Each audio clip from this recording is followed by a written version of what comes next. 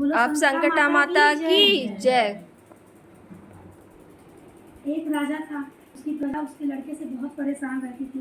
राजा का जो लड़का था वो प्रजा को बहुत परेशान करता था। जैसे कोई पानी भरने जाए तो वो उनकी मटकी को फोड़ देता था। प्रजा बड़ी परेशान रहे, राजा के पास गई, बोली राजा हम बहुत परेशान हैं, तुम्हारा लड़का हमको बहुत परेशान करता है। राजा बोले कि हमको अच्छा नहीं लगता है, बार बार सब ऐसे बोलने आते हैं, हम क्या करें बताओ।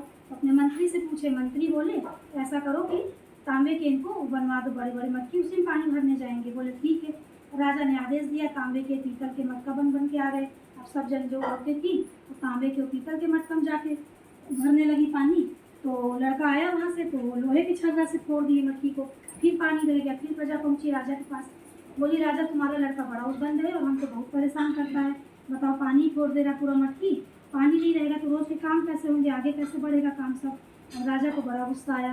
राजा ने एक नोटिस निकलवाया और अपने राज्य के बाहर उसको गड़वा दिया। अपने लड़के को उसमें लिखवा दिया कि तुम जिस अवस्था में हो उसी अवस्था में हमारे नगर को छोड़ के चले जाओ, क्योंकि हमारे लिए प्रजा पहले है, हमारी प्रजा हमारे लिए बालक है और हमारी प्रजा हमारे लिए पहले है। अब वो लड़का गया था खेलने, खेल के आया तो देखा नगर के बाहर एक नोटिस लगा था।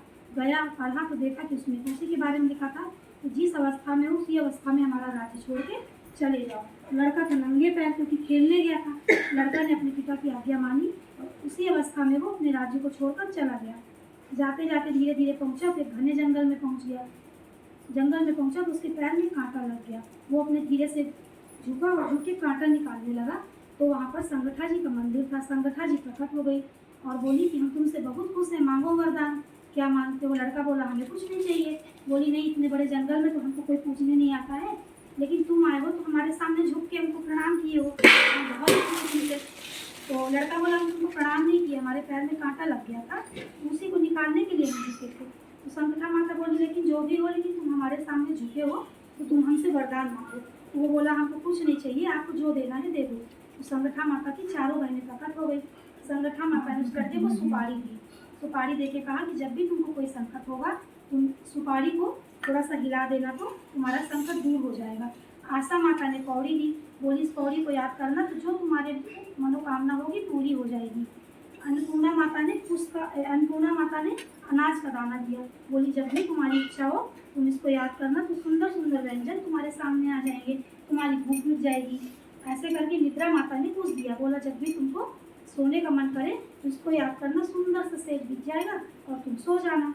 ऐसा कहकर फिर उसने प्रणाम किया। वो लड़का आगे बढ़ा तो जाके एक पेड़ के नीचे जाके बैठ गया। उसे लगा कि देवी जी ने इतनी सारी चीज़ें तो दे दी है, कहीं ऐसे हमको मूर्ख तो नहीं बना दिया बालक समझ के, लाओ देखें कैसा क्या है बोल के। उसने सबसे पहले अनाज का दाना निकाला और याद किया उस देवी को। उसके सामने 56 भोग प्रकट हो गए। उसने खाना खाया और उसका पेट भर गया, बहुत आनंदित हुआ। फिर उसने कुछ निकाला, कुछ निकाल कर कहा कि अब हमें निद्रा लगी है। बहुत ही सुंदर आसन बिछ किया, बहुत सुंदर बिछौना बिछ गया। लड़का उसी में सो गया। सुबह उठा तो उसे याद आया कि एक माता ने हमको भरते रही है।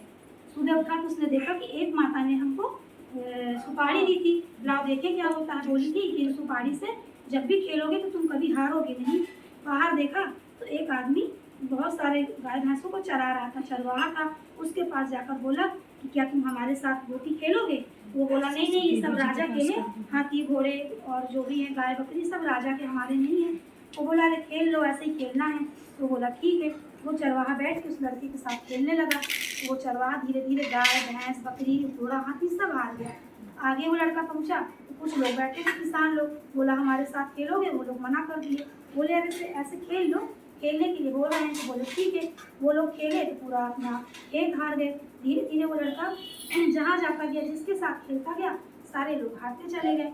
राजा के मंत्रियों को पता चला तो राजा के पास पहुंचे, बोले राजा अपने नगर में एक ऐसा लड़का आया है जो जिसके साथ खेलता है सब हार जाता है।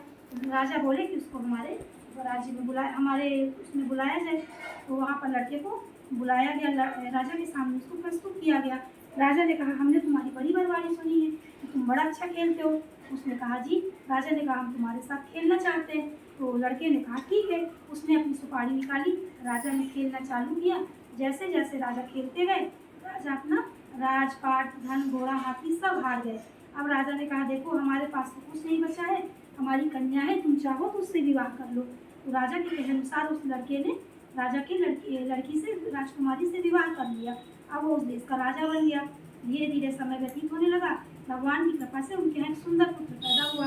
तो राजकुमार की पत्नी ने कहा कि देखो, लोग सबके यहाँ लड़के बच्चे होते हैं तो अपने बड़ों का आशीर्वाद लेते हैं, हमारे यहाँ तो न सास है न ससुर है, हम किसका आशीर्वाद लें। तो लड़के ने कहा कि हमको तो हमारे पिता ने निकाल दिया था, तो हम तो उनके राज्य में वापस नहीं जा सकते, लेकिन हाँ, जिसकी वजह से हमें तुम मिली, ये राज मिला, पाठ मिला, तुम कहो तो उन माता के दरबार में हम ले चलते हैं। लड़की राजी हो गई। राजकुमार अपनी पत्नी को और अपने लड़के को लेकर संगठा माता के मंदिर पहुँचे।